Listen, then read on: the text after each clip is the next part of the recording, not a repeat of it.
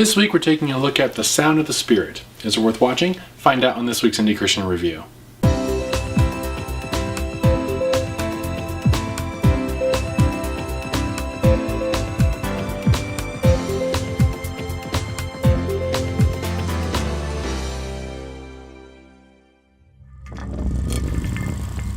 The Sound of the Spirit tells a story that, to my knowledge, has never really been told in film before. It's the story of the Margolitz family, primarily young Rivka. She and her father are Messianic Jews, and Rivka is months away from her bat mitzvah.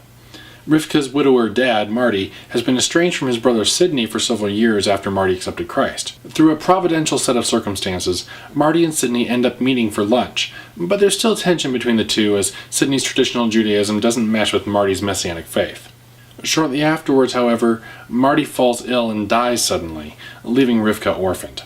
Sidney and his wife Jackie take Rivka in, but because Rivka shares her father's Messianic faith, the old family tensions run strong and cause a great deal of strife on all sides.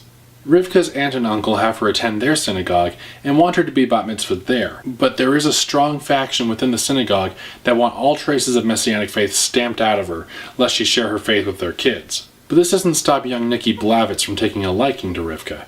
He's pretty much one of those kids that all the other boys his age secretly despise because all the girls swoon over him. So yeah, life hasn't exactly become simple for Rivka.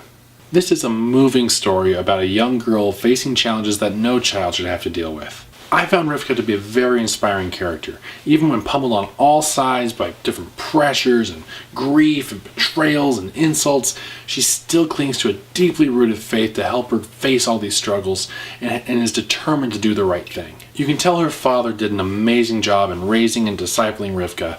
Even though he dies in the beginning of the movie, the impact he leaves echoes throughout the entire movie and enables Rivka to make some very difficult decisions. So really, The Sound of the Spirit is a multifaceted story.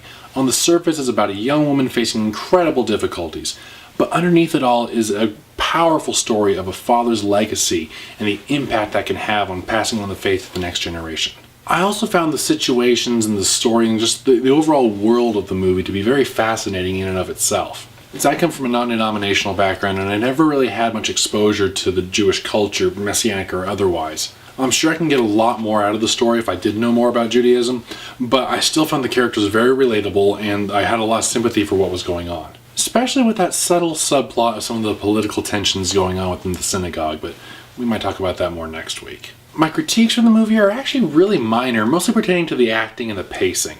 Overall, the acting was pretty solid, but there were some weak moments, and the editing could have been tightened up a little bit. It does go for over 2 hours, and it does start to drag a little bit in the second half, and there is some redundant dialogue. But really, these are pretty minor complaints. I really enjoyed this movie. I mean, hey, it's one of the ones I'm holding on my poster on my Blip channel, so there you go. I highly recommend The Sound of the Spirit. It is definitely worth watching. And that's all the time we have. Thank you for watching Indy Christian Review. Be sure to like us on Facebook, follow us on Twitter, and show your support on Patreon at patreon.com/storyteller. I am The Storyteller. May God bless you, and may God bless independent Christian films.